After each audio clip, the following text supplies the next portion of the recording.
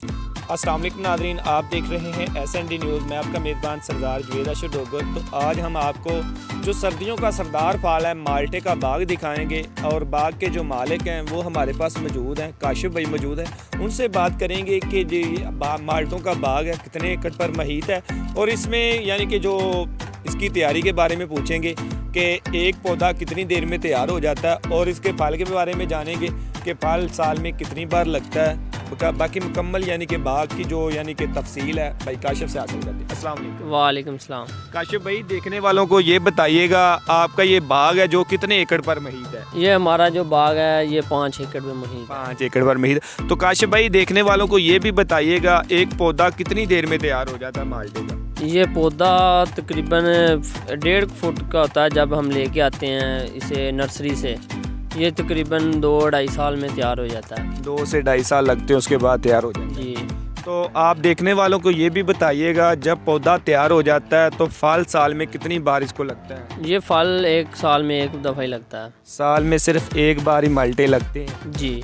जब ये माल्टे तैयार हो जाते हैं तो इसको कैसे यानी कि इसकी पैकिंग वगैरह की जाती है, कैसे इसको महफूज किया जाता है?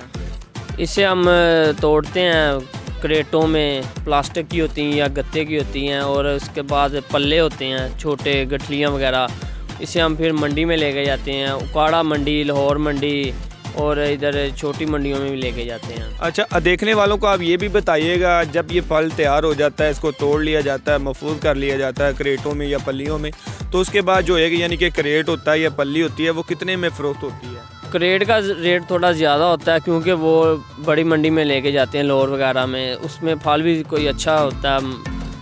यानी कि जब फल को तोड़ा जाता है उसके बाद इसकी छांटी वगैरह की जाती है, बड़ों को लैदा किया जाता है, छोटों को लैदा या मिक्स ही भी? नहीं, बड़े जो होते हैं वो लैदा कर देते हैं, छोटे वो लैदा कर देते हैं। बड़ों का रेट ज़्यादा लगता है, इस वजह से हम बड़े लैदा करते हैं। अच्छा, जब उनको लैदा करके फ़रोख्त करने के लिए लेकर जाते हैं, जो बड़े बड़े अच्छे क्वालिटी के यानी कि किन्नू होते हैं, माल्टे होते हैं, तो वो उसकी क्या कीमत होती है एक रेट? उसकी कीमत हो जाती है 1500-1700 इसी दौरान हो जाती है। तो जो छोटे नॉर्मल्स हैं वो 800-900 के दरमियान होती है। तो आप देखने वालों को ये बताइएगा ये कैसा कारोबार है?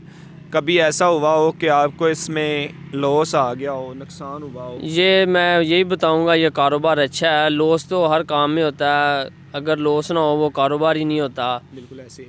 तो ये काम करना चाहिए, अच्छा काम है ये।